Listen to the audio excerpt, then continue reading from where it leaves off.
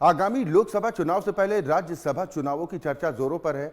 राज्यसभा के लिए 41 उम्मीदवार निर्विरोध चुने गए उम्मीदवारों में कांग्रेस की पूर्व अध्यक्ष सोनिया गांधी, बीजेपी अध्यक्ष जेपी नड्डा, अशोक चव्हाण और केंद्रीय मंत्री अश्विनी वैष्णव के साथ ही एल मुरुगन का नाम भी शामिल है।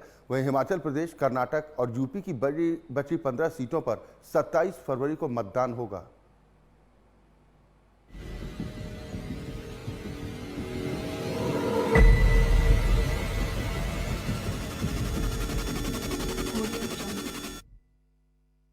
राज्यसभा के 56 सीटों पर 27 फरवरी को मतदान होना है, लेकिन नाम वापसी की अंतिम तारीख बीतने के बाद 41 सीटों पर तस्वीर साफ हो गई है। 41 सीटों पर अलग अलग राज्यों से उम्मीदवार मैदान में थे, जिसके खिलाफ किसी अन्य उम्मीदवारों ने नामांकन नहीं किया।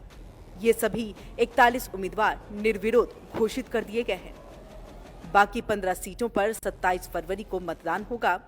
तो वहीं मंगलवार को राज्यसभा के लिए निर्विरोध चुने गए 41 उम्मीदवारों में कांग्रेस की पूर्व अध्यक्ष सोनिया गांधी, भाजपा प्रमुख जेपी नड्डा शामिल हुए। तो वहीं अशोक चौहान और केंद्रीय मंत्री अश्विनी वैष्णव और एल मुरुगन भी शामिल हैं। हिमाचल प्रदेश, कर्नाटक और उत्तर प्रदेश की शेष 15 सीटों पर 27 फरवरी को मतदान होगा। बात जब निर्विरोध चुनाव जीतने की हो रही है, तो भाजपा ने यहां भी सबसे आगे रहने का झंडा बुलंद किया है। निर्विरोध चुने गए राज्यसभा सदस्यों में अभी तक सबसे ज्यादा सीटें बीजेपी ने हासिल की है। बीजेपी के 20 सदस्य निर्विरोध चुने गए, जिसके बाद कांग्रेस 6 सीटों पर, Trinamool Congress 4, YSR Congress 3, Rajad 2, BJD 2, NCP, Shiv Sena, BRS और जेडीयू एक सीटों पर निर्विरोध चुने गए हैं।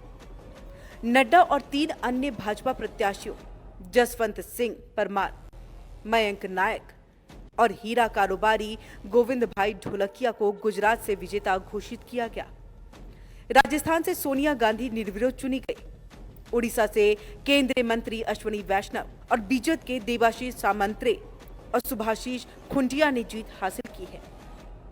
वाईएसआर कांग्रेस के उम्मीदवारों जी बाबूराव, वाई सुब्बा रेड्डी और एम रघुनाथ रेड्डी ने आंध्र प्रदेश की सभी 3 सीटें जीती हैं। 41 सीटों पर निर्विरोध प्रत्याशी चुने जाने के बाद बाकी बची 15 सीटों पर अब 27 फरवरी को चुनाव होगा, जिन पर कड़ा मुकाबला है। जिन सीटों पर चुनाव होना है वे यूपी, हिमाचल और कर्नाटक के हैं, जिससे राज्यसभा की चुनावी जंग रोचक बन गई है। ऐसे में जानना जरूरी है कि कहां किस तरह का पेच फंसा हुआ है। हिमाचल में एक राज्यसभा सीट पर चुनाव होना है, जहां विधानसभा में कुल 68 सदस्य हैं, जिसमें जीत के लिए 35 वोट की जरूरत है।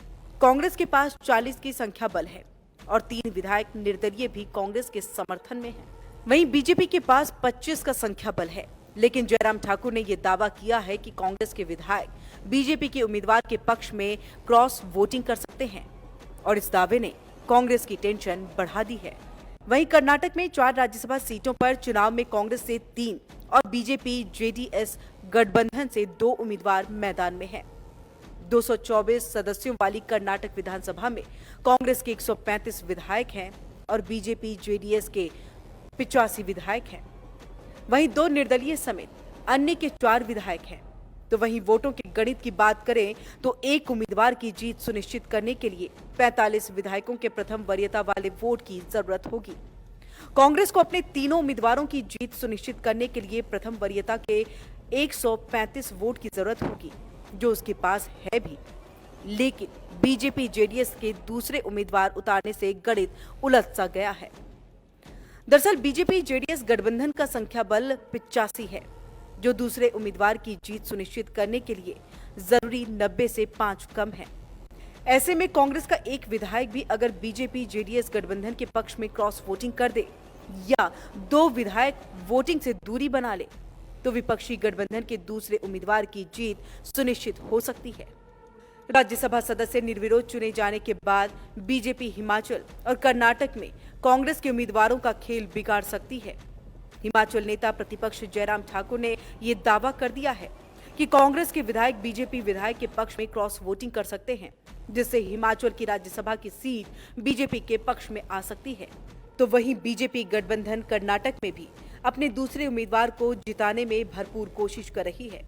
कांग्रेस बीजेपी का ये गणित समझ रही है और यही वजह है कि कर्नाटक में कांग्रेस पार्टी एक एक विधायक को गोलबंद रखने के लिए खुद मोर्चा संभाल लिया है। Bureau report, MH1 news. या तो 41 माननीयों को निर्विरोध चुन लिया गया है, 15 पर तकरार है, द्वंद्व 15 प्रत्याशियों पर, जिस पर 27 फरवरी को मुकाबला होगा, यानी कि वोटिंग होगी और तब पता चलेगा कि इन सीटों पर कौन अपना कब्जा करने में कामयाब रहता है।